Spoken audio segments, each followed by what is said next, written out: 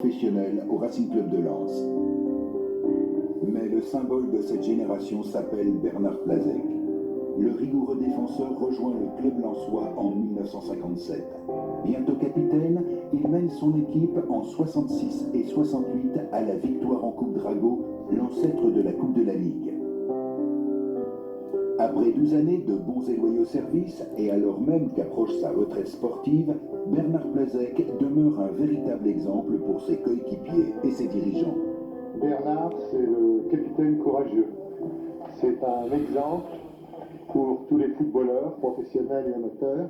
Je pense que c'est un joueur dont beaucoup d'entraîneurs voudraient en avoir de semblables. Ça a toujours été un équipier parfait, un modèle de conscience professionnelle dans tous les points de vue, aussi bien dans la vie courante que sur les stades.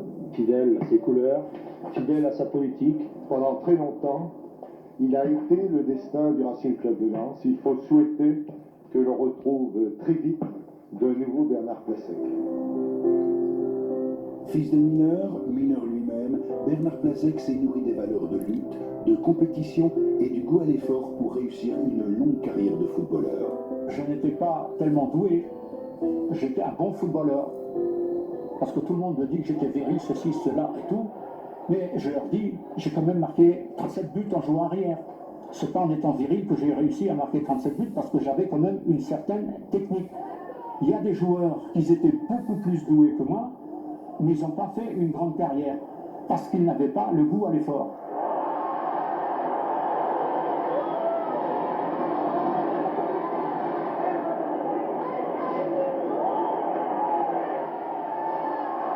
Les joueurs du Racing Club de Lens, ils doivent respecter leur public.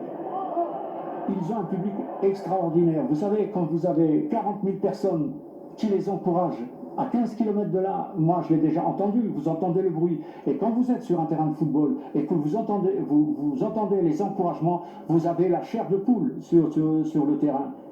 Et donc vous ne pouvez pas rester inactif. Vous devez lutter rien que pour eux. Rien que pour eux.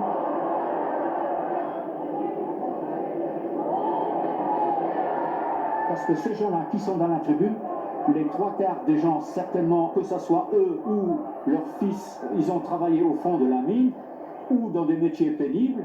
Et ces gens-là, ils savent ce que c'est que l'effort. Alors, il faut que pendant 90 minutes, ces joueurs-là, ils ont le goût à l'effort. Que le spectateur ne puisse rien leur reprocher, même s'ils perdent le match, mais qu'ils ont lutté. Qu'est-ce que vous voulez reprocher? Il y a des fois, on tombe sur des meilleurs, et puis c'est tout. Mais au moins, il faut avoir ce goût à l'effort.